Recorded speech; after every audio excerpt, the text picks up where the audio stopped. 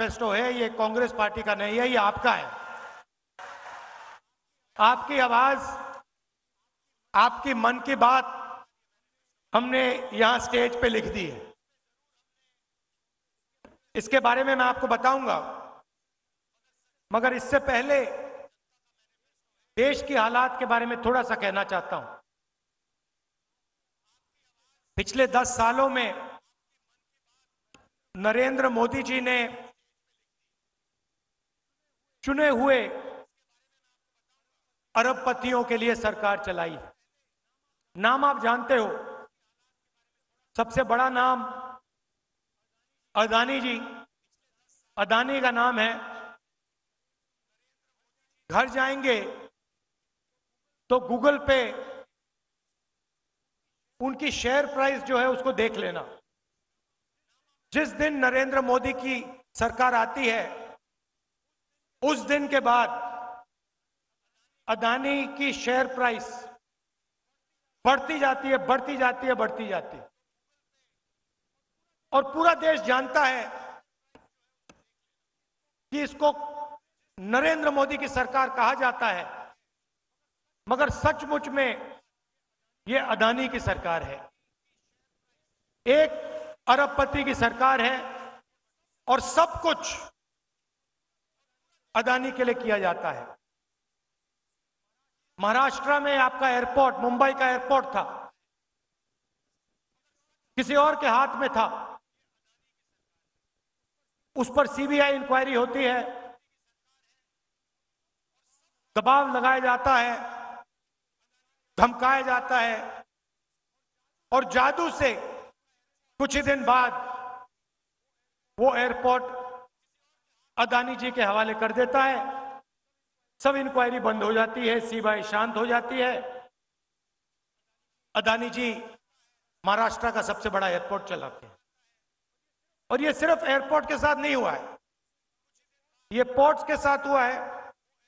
हिंदुस्तान के सारे पोर्ट्स इनके हाथ में हैं। इंफ्रास्ट्रक्चर के साथ हुआ है,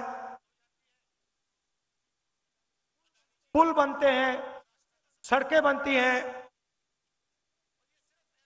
फायदा उन्हीं को जाता है।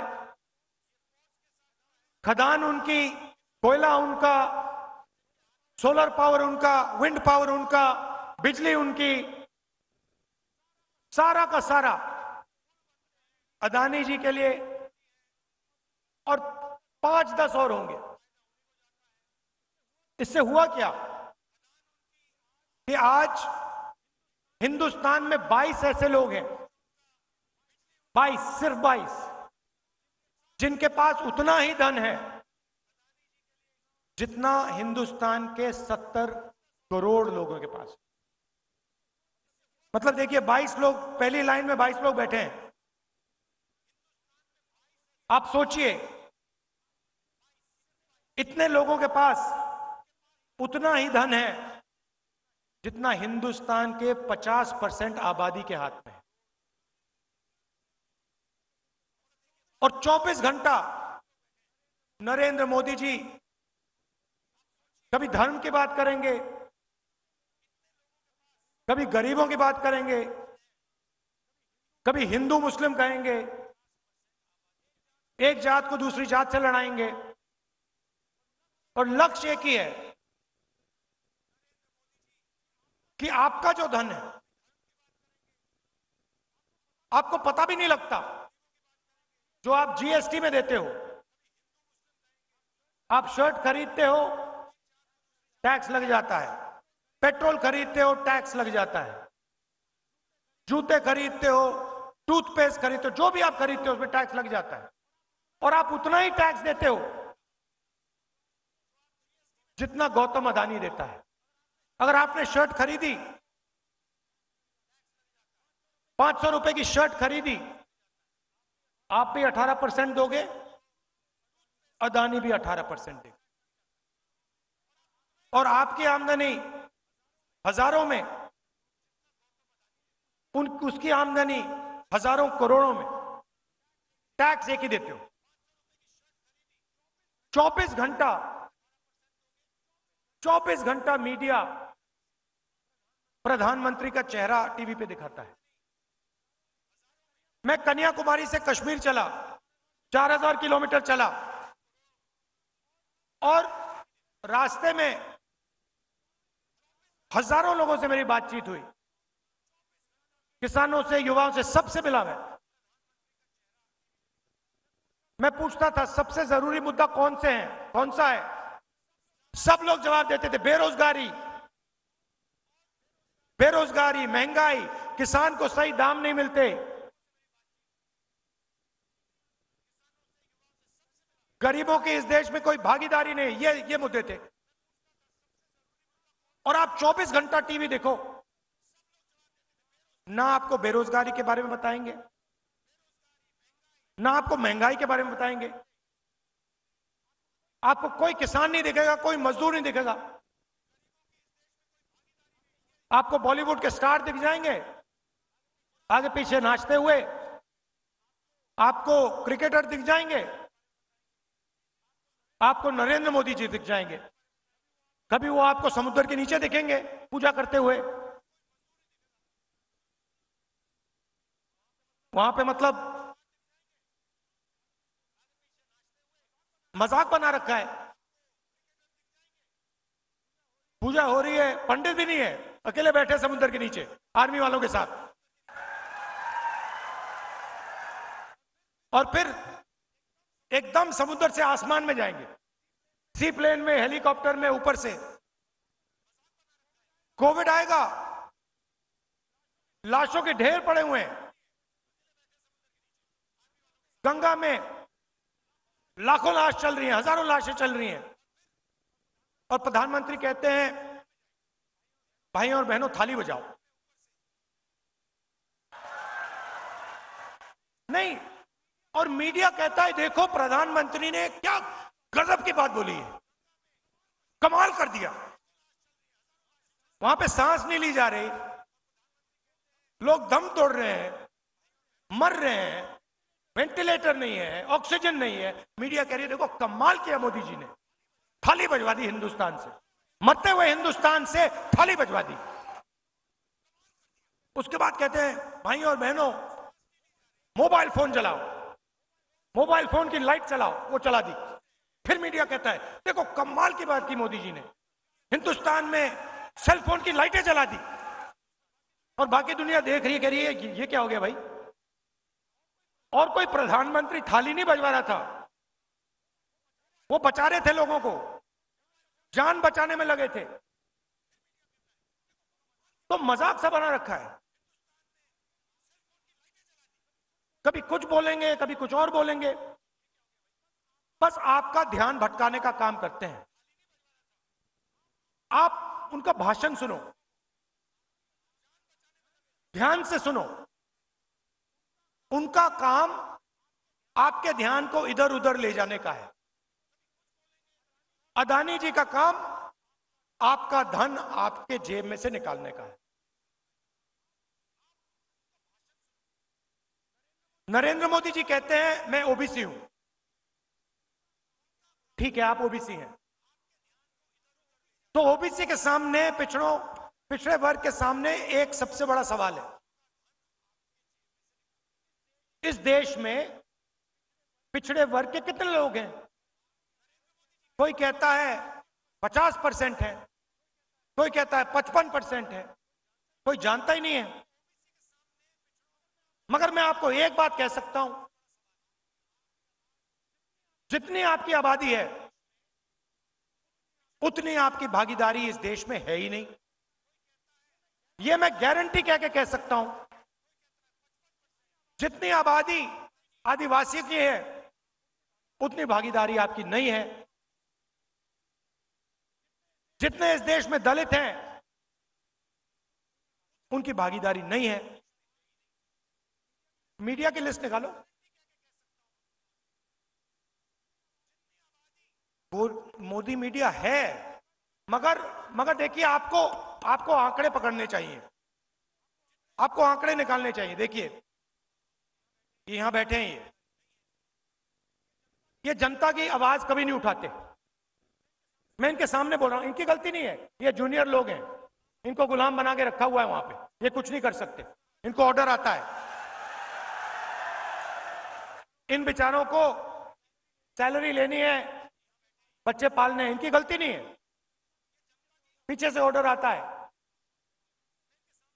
मगर आप इनकी लिस्ट निकालिए, हिंदुस्तान के मीडिया के मालिकों की लिस्ट निकालिए, इनकी सीनियर मैनेजमेंट की लिस्ट निकालिए, बड़े बड़े जो इनके एंकर्स हैं, जो 24 घंटा टीवी पे आते हैं, टिप्पणी करते हैं, ज्ञान देते हैं देश को, उनकी लिस्ट निकालिए। मैंने निकाली है। इसमें आपको एक पिछड़े वर्ग का आदमी नहीं मिलेगा, एक ओबीसी नहीं मिलेगा, एक दलित नहीं मिलेगा, एक आदिवासी नहीं मिलेगा, एक गरीब जनरल कास्ट का भी व्यक्ति नहीं मिलेगा। इसलिए ये आपकी बात नहीं करते। क्यों करें? ये आपके हैं ही नहीं। इनको छोड़िए, हिंदुस्तान की 200 सबसे बड़ी कंपनियों की लिस्ट निकालिए, उनके मालिकों की लिस्ट निकालिए। सब जानते हैं 200 बड़ी कंपनियां कौन सी हैं, उनकी लिस्ट निकालिए, उनकी मैनेजमेंट की लिस्ट निकालिए, उनके बड़े बड़े अफसरों की लिस्ट निकालिए। मुझे दिखा दीजिए उसमें ओबीसी कौन है, पिछड़े वर्ग का बता दो, दिखा दो मुझे कौन है वहां पे। हिंदुस्तान की 200 सबसे बड़ी कंपनियों में एक ओबीसी वर्ग का मालिक नहीं है, एक दलित मालिक नहीं है, एक आदिवासी मालिक नहीं है। मैं ऐसे नहीं बोल रहा हूं, मैंने पता लगाया है, मैंने लिस्ट निकाली है। मतलब 90% आपकी आबादी, और हिंदुस्तान की 200 सबसे बड़ी कंपनियों में आपका एक आदमी नहीं, मीडिया में आपका एक आदमी नहीं, प्राइवेट अस्पताल के मालिक की लिस्ट निकाली, उधर आपका कोई नहीं, सबसे बड़े कॉलेज यूनिवर्सिटी इनकी लिस्ट निकाली, उधर आपको नहीं मिलेगा। अब आप कहोगे भैया ये तो हमारा काम नहीं है, तो फिर ठीक है, हिंदुस्तान की सरकार को 90 अफसर चलाते हैं, बजट बढ़ता है, महाराष्ट्र को पैसा आता है, तमिलनाडु को पैसा जाता है, सड़कों में लगाया जाता है, डिफेंस में जाता है, बजट को 90 लोग बांटते हैं, 90 आईएएस अफसर हैं, लाखों करोड़ रुपए वो बांटते हैं, डिसाइड करते हैं कहां जाएगा, आपके बच्चों की शिक्षा में कितना जाएगा। 90 नाम में से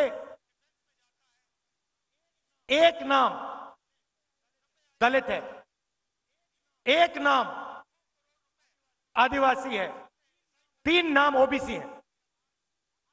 आपकी आबादी 50% और 90 में से 3, और वो भी छोटे छोटे डिपार्टमेंट में पीछे कहीं बैठे हुए हैं, बड़े डिपार्टमेंट में कोई नहीं है।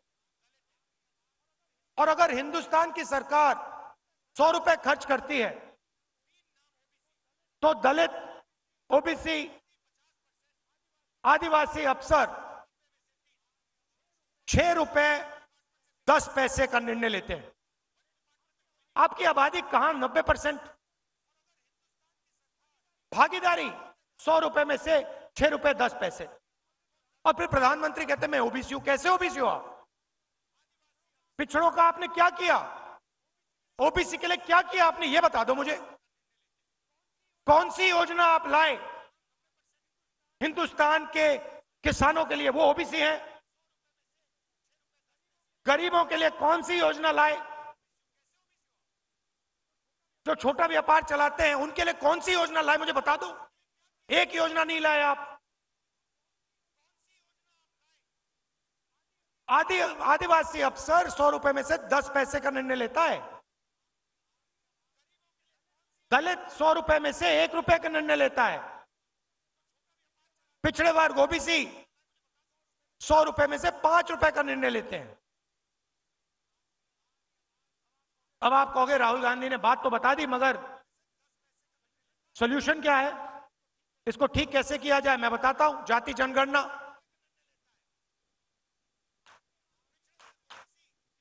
किसी को चोट लगती है, सबसे पहले डॉक्टर कहता है भैया एक्सरे करो, 1 मिनट में पता लग जाता है। तो हमारा पहला वायदा वो है, सरकार बनने के एकदम बाद जाति जनगणना इकोनॉमिक सर्वे, संस्थाओं का सर्वे कि हिंदुस्तान का धन किसके हाथ में है, कितना धन पिछड़े वर्ग के हाथ में है, कितना दलितों के हाथ में है, कितना आदिवासियों के हाथ में है, कितना गरीब जनरल कास्ट के हाथ में, कितना माइनॉरिटीज के हाथ में। हिंदुस्तान की संस्थाओं में ओबीसी कितने, दलित कितने, आदिवासी कितने, कहां, कौन सी पोजीशन पे, जाति जनगणना से ये सब पता लग जाएगा। और क्रांतिकारी काम है। देखिए, हम आपका टाइम जाया नहीं करते हैं। कांग्रेस पार्टी आजादी के लिए लड़ी, हरी क्रांति, सफेद क्रांति, कंप्यूटर रेवोल्यूशन, बैंक नेशनलाइजेशन, ये काम हम करते हैं आपके लिए, आपके साथ मिलके। तो ये क्रांतिकारी काम है। इसके बाद दूध का दूध, पानी का पानी हो जाएगा, सबको पता लग जाएगा भागीदारी किसकी है, कितनी है, कहां है। तो ये पहला कदम है। दूसरा कदम, यहां पे महिलाएं आई हैं। आप देश के भविष्य की देखभाल करती हो और आप डबल काम करती हो। आप जॉब भी करती हो और आप घर भी चलाती हो, बच्चों की भी देखभाल करती हो। करती हो, नहीं करती हो? मगर इसके लिए आपको कभी सही कॉम्पनसेशन नहीं दिया गया। सही बात है ना? आप जाके जॉब करते हो, आप पुरुष हो, आप जाके जॉब करते हो, आपको सैलरी मिलती है। आपकी बीवी घर में काम करती है, वो भी जॉब करती है, जॉब के लिए उसको सैलरी मिलती है। मगर जो घर में काम करती है उसके लिए उसको कुछ नहीं मिलता। तो आपको मिलता है, मगर ये डबल काम करती है, इनको डबल पैसा नहीं मिलता। तो ये बातचीत हमने कांग्रेस पार्टी में की और हमने निर्णय लिया कि देखिए, जो महिलाएं हिंदुस्तान के भविष्य के देखभाल कर रही हैं, जिनको उसके लिए कॉम्पनसेशन नहीं मिलता है, पहली बार दुनिया में कोई भी सरकार ये क्रांतिकारी काम करने जा रही है। हिंदुस्तान के सारे गरीब परिवारों की हम लिस्ट निकालेंगे। जो भी गरीबी रेखा के नीचे होंगे, सारे परिवारों के हम लिस्ट निकालेंगे। हर परिवार में से एक महिला को हम चुनेंगे और उस महिला के बैंक अकाउंट में साल के 1 लाख रुपए आपकी अगली सरकार डाल देगी। हर महीने ठकाठक 8,500 रुपए आपके बैंक अकाउंट में। 1 तारीख को आप उठेंगी, बैंक में जाएंगी और देखेंगे कि भैया 8,500 रुपए सरकार ने आपके बैंक अकाउंट में डाल दिया। और ये कोई तोहफा नहीं है, गिफ्ट नहीं है। ये मत सोचिए कि ये गिफ्ट है। जो आप हर रोज घर में करती हो, मदद करती हो, बच्चों की देखभाल करते हो, हिंदुस्तान के भविष्य की देखभाल करते हो, इसके लिए आपको पैसा दिया जा रहा है। अगर नरेंद्र मोदी ने 22 लोगों को 16 लाख करोड़ रुपए दिए हैं। 16 लाख करोड़ रुपए मतलब 24 साल का मनरेगा अदानी की सरकार ने 22 लोगों को पकड़ा दिया।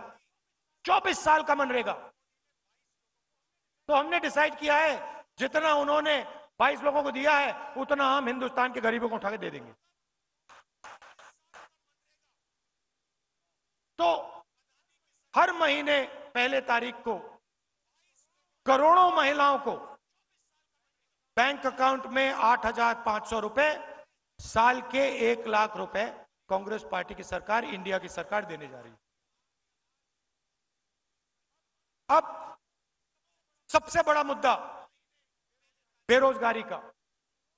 मोदी जी ने कहा था 2 करोड़ युवाओं को रोजगार दूंगा, कुछ नहीं किया। उल्टा नोटबंदी की, गलत जीएसटी लागू कर दी, अग्निवीर दे दिया और जो रोजगार बनता था वो भी खत्म हो गया। तो दो चीजें तो मैं पहले ही कह देता हूं। ये जो इनका अग्निवीर का स्कीम है, आते ही हम इसको रद्द कर देंगे, खत्म कर देंगे। क्योंकि हमें दो तरीके के शहीद नहीं चाहिए। एक शहीद जिसको सरकार पेंशन देगी, उसको शहीद का दर्जा मिलेगा, उसके परिवार की रक्षा होगी। और दूसरा अग्निवीर शहीद जिसके परिवार को कहा जाएगा कि तुम्हारे बेटे को या बेटी को हम शहीद का दर्जा नहीं देंगे, तुम्हें कॉम्पेंसेशन नहीं मिलेगी, तुम्हें पेंशन नहीं मिलेगी। यह बिल्कुल गलत है। अगर दो युवाओं ने देश के लिए अपना खून दिया तो दोनों के साथ एक जैसा बर्ताव होना चाहिए। इसीलिए हम अग्निवीर स्कीम को पहले दिन आके खत्म करेंगे। और भाइयों और बहनों, एक बात समझिए, यह स्कीम आर्मी नहीं चाहती। यह स्कीम आर्मी ने नहीं मांगा, यह स्कीम प्रधानमंत्री के ऑफिस ने बनाया है, उधर से बना है। प्रधानमंत्री ने यह स्कीम लागू की है। प्रधानमंत्री के ऑफिस ने सेना को कहा है कि तुम अग्निवीर बनाओ। और हिंदुस्तान का कोई युवा ऐसा नहीं है जो अग्निवीर चाहता है। पहले रिक्रूटिंग सेंटर्स होते थे, वो सब बंद पड़े हैं, कोई नहीं जा रहा वहां पे, क्योंकि सब जानते हैं अग्निवीर बनेंगे, पेंशन नहीं मिलेगी, शहीद का दर्जा नहीं मिलेगा, कैंटीन नहीं मिलेगी। तो सबसे पहले इसको रद्द करेंगे। दूसरा काम, ये जो इन्होंने गलत जीएसटी लागू की है, जिससे छोटे व्यापारी खत्म हो गए हैं, स्मॉल मीडियम बिजनेस खत्म हो गए हैं। ये 5 अलग अलग टैक्स, दलाली वाली जीएसटी, एक्सटॉर्शन वाली जीएसटी, इसको हम बदलेंगे। एक टैक्स होगा, कम से कम टैक्स होगा।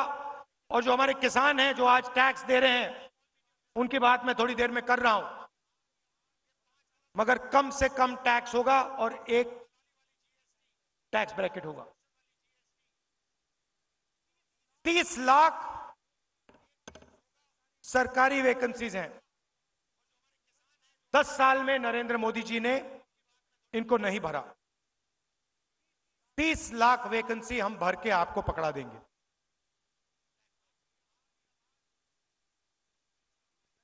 गरीब घर के बेटे बेटियां बेरोजगार हैं। अमीर घर के बेटे जब जॉब मार्केट में जाते हैं, वो अप्रेंटिसशिप करते हैं।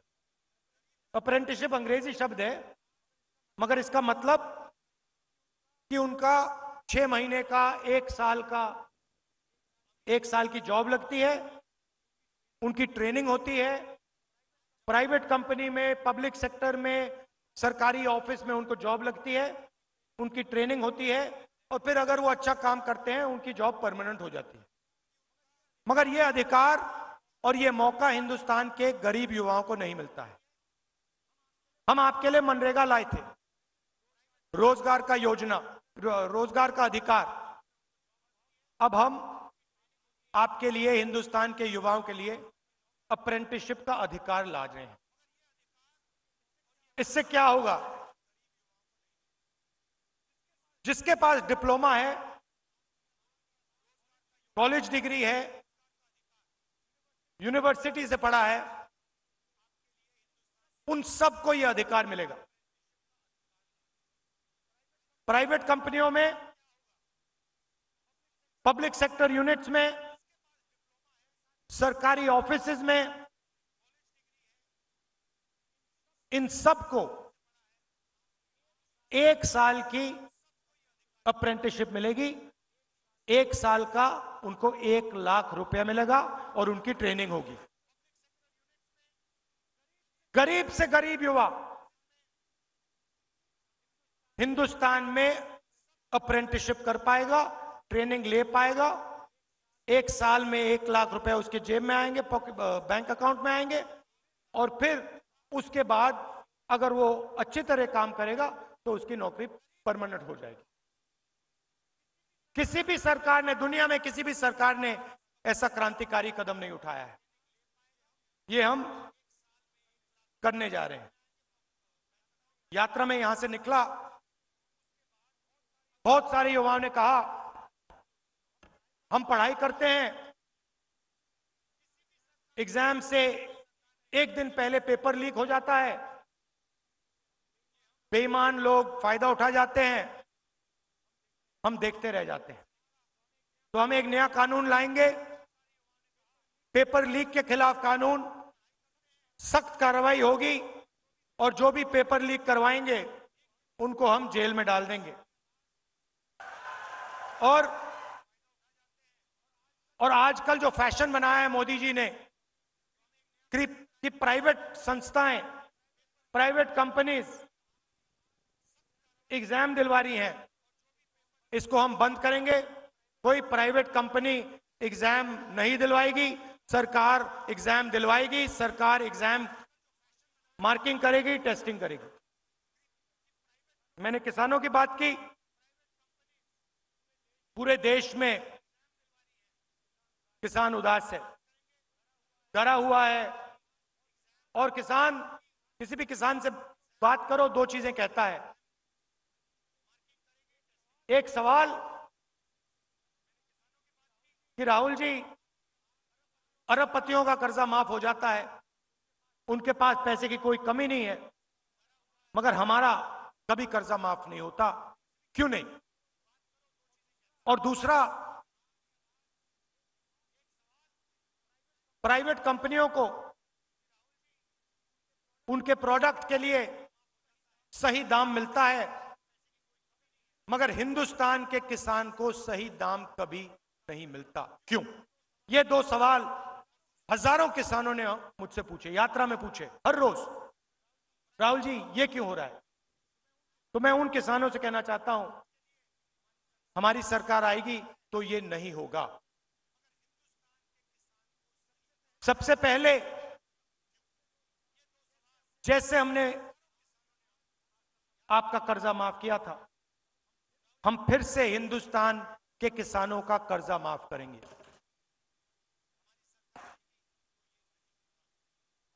और जो उनकी सबसे बड़ी डिमांड है, हिंदुस्तान का हर किसान कह रहा है कि हमें कानूनी एमएसपी चाहिए, कानूनी मिनिमम सपोर्ट प्राइस चाहिए। वो हम हिंदुस्तान के किसानों के लिए करने जा रहे हैं। पहली बार हिंदुस्तान में कानूनी मिनिमम सपोर्ट प्राइस हमारी सरकार हिंदुस्तान के किसानों को देने जा रही है। ये हमारी गारंटी है, हम आपको झूठ नहीं बोलते हैं। आप जानते हो, ये आपकी आवाज है, ये आपने हमें बताया है। हम कोशिश भी करते, आपके बिना ऐसा हम मैनिफेस्टो नहीं लिख पाते, क्योंकि ज्ञान, जानकारी आप में है, हिंदुस्तान के करोड़ों लोगों में है। तो हम आपकी सरकार चलाएंगे, हम अदानी की सरकार नहीं चलाएंगे। हम किसानों की, मजदूरों की, छोटे व्यापारियों की सरकार चलाएंगे। हमारी कोशिश हिंदुस्तान के युवाओं को रोजगार देने की होगी, किसानों की रक्षा करने की होगी। हमारा चेहरा आपको टीवी पे नहीं दिखेगा, क्योंकि टीवी आपका है ही नहीं, टीवी अदानी का है, टीवी उन्हीं 22 लोगों का है। उधर आप मोदी जी का चेहरा देख सकते हो। ये टीवी वाले, ये जो हमारी क्रांतिकारी गारंटियां हैं, ये कभी नहीं दिखाएंगे। धर्म की बात करेंगे 24 घंटा, मगर जब राम मंदिर के इनॉग्रेशन में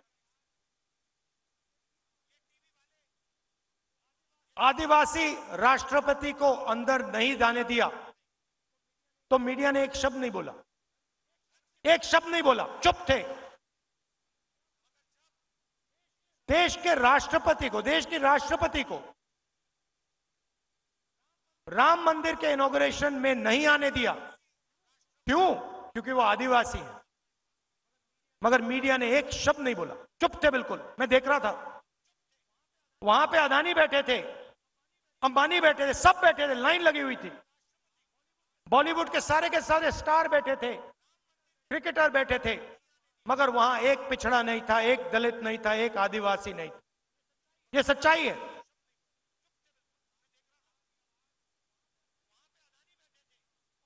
और इन 5 में से हिंदुस्तान के लिए सबसे जरूरी, हिंदुस्तान के भविष्य के लिए सबसे जरूरी जाति जनगणना है।